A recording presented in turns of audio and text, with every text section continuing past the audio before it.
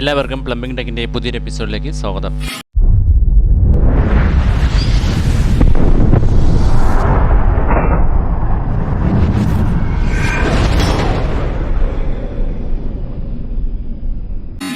ഇന്നത്തെ വീഡിയോയിൽ കാണിക്കുന്നത് പറഞ്ഞാൽ വളരെ ചെറിയൊരു ടോയ്ലറ്റിൽ ഒരു സാധാരണക്കാരന് എങ്ങനെ ഒരു യൂറോപ്യൻ ക്ലോസറ്റ് വയ്ക്കാം, അതിന് സെറ്റ് ചെയ്യാമെന്ന് കാണിക്കുന്ന ഒരു വീഡിയോ ആണ്. ആദ്യമായിട്ട് നമ്മൾ ക്ലോസറ്റ് വെക്കുന്നതിന് മുമ്പായിട്ട് ബാത്റൂമിൽ ഒരു 4-5 പൈപ്പ് കാണാൻ സാധിക്കും. ആ 4-5 പൈപ്പിൻ്റെ ക്ലോസറ്റിൻ്റെ മെഷർമെൻറ്റിൽ മൗത്തിൻ്റെ മെഷർമെൻറ്റ് എടുക്കുക. എത്ര സെൻറ്റിമീറ്റർ നമ്മൾ പൈപ്പിലോട്ട് കയറാൻ എത്ര സെൻറ്റിമീറ്റർ തറയിൽ വെച്ച് മാർക്ക് ചെയ്തതിന് ശേഷം നമ്മൾ അത്രയും ഭാഗം, അതൊരു 7 സെൻറ്റിമീറ്ററാണ് ഏകദേശം വരുന്നത്. എല്ലാ ക്ലോസറ്റിലും 7 സെൻറ്റിമീറ്ററാണ് വരുന്നത്. അപ്പോൾ 7 സെൻറ്റിമീറ്റർ നമ്മൾ ആ പൈപ്പ് കട്ട് ചെയ്യുക. അതിനുശേഷം നമ്മൾ ക്ലോസറ്റ് നേരെ അതിലോട്ട് ഇറക്കി വയ്ക്കുക. ഇറക്കി വെച്ചതിന് ശേഷം 2 സൈഡിലും മെഷർമെൻറ്റ് നോക്കുക. മെഷർമെൻറ്റ് നോക്കി ക്ലോസറ്റ് നേരെയാണോ എന്ന് ഉറപ്പ് വരുത്തുക. അതിനുശേഷം ക്ലോസറ്റിൽ 4 ഹോളുകൾ കാണാൻ സാധിക്കും. ഇതിനകത്ത് സിമൻ്റ് ഒന്നും വെക്കാൻ പാടില്ല. കാരണം എന്ന് വെച്ച് കഴിഞ്ഞാൽ സിമൻ്റ് വെക്കുകയാണെങ്കിൽ അത് പിന്നീട് സിറാമിക്ക് ക്രാക്ക് വരാനുള്ള ചാൻസ് കൂടുതലാണ്. അതുകൊണ്ട് നമ്മൾ 4 ഹോളുകളിലായിട്ട് മാർക്ക് ചെയ്യുക. 4 ഹോളുകൾ മാർക്ക് ചെയ്തതിന് ശേഷം നമ്മൾ അതിനുശേഷം നമ്മൾ 10 mm ബെറ്റ് ഉപയോഗിച്ച് ഡ്രില്ല് ചെയ്യുക. ഡ്രില്ല് ചെയ്യുമ്പോൾ 10 mm ഫിഷറൈന് ഉപയോഗിക്കുക. അതിനുശേഷം ഒരു 3 ഇഞ്ച് ബ്രാസ് സ്ക്രൂ 3 ഇഞ്ചിൻ്റെ 4 ബ്രാസ് സ്ക്രൂ വീതം ഇട്ട് ടൈറ്റ് ചെയ്യാവുന്നതാണ്. ഡ്രില്ല് ചെയ്യുമ്പോൾ ശ്രദ്ധിക്കേണ്ട കാര്യം എന്ന് പറഞ്ഞാൽ ഡ്രില്ല് അല്പം ചരിഞ്ഞ് വരത്തക്ക രീതിയിൽ വേണം ഡ്രില്ല് ചെയ്യാനായിട്ട്. കാരണം എന്താണെന്ന് വെച്ച് കഴിഞ്ഞാൽ നമ്മൾ സ്ക്രൂ ടൈറ്റ് ചെയ്യാൻ പാകത്തിനായിരിക്കണം. അതായത് ക്ലോസറ്റിൻ്റെ ഒരു അല്പം ചരിഞ്ഞ് സ്ക്രൂ ഡ്രൈവർ പിടിക്കാൻ സാധിക്കുകയുള്ളൂ. അതുകൊണ്ട് ആ രീതിയിൽ വേണം ഡ്രില്ല് ചെയ്യാനായിട്ട്.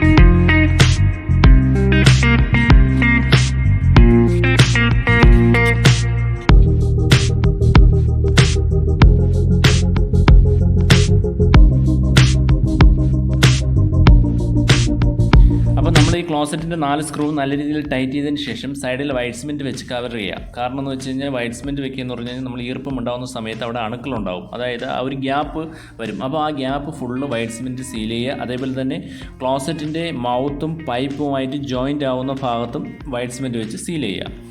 അതിനുശേഷം ഇനി നമുക്ക് അടുത്ത ഫ്ലഷ് ടാങ്ക് എങ്ങനെയാണ് സെറ്റ് ചെയ്യുന്നത് കാണിക്കുന്നത്. നമ്മൾ ഫ്ലഷ് ടാങ്ക് വയ്ക്കുന്ന പല വീഡിയോകളും ഞാൻ ചെയ്തിട്ടുണ്ട്. അപ്പോൾ ഈ ഫ്ലഷ് ടാങ്ക് നമ്മൾ ആദ്യമായിട്ട് വെക്കുമ്പോൾ ചെയ്യുന്നതെന്ന് വെച്ച് കഴിഞ്ഞാൽ ആദ്യം തന്നെ നമുക്ക് അതായത് ഫ്ലഷ് ബെൻഡ് കാണാൻ സാധിക്കും. ആ ഫ്ലഷ് ബെൻഡ് എടുത്തിട്ട് അതിനകത്ത് ഒരു നെട്ടും കൂടെ കാണാം, ബാക്ക് നെട്ട് കാണാം. ആ ബാക്ക് നെട്ടും കൂടി ടൈറ്റ് ചെയ്തിട്ട് ഇത് ക്ലോസറ്റിൻ്റെ മുകളിൽ വെച്ച് മാർക്ക് ചെയ്തെടുക്കുക.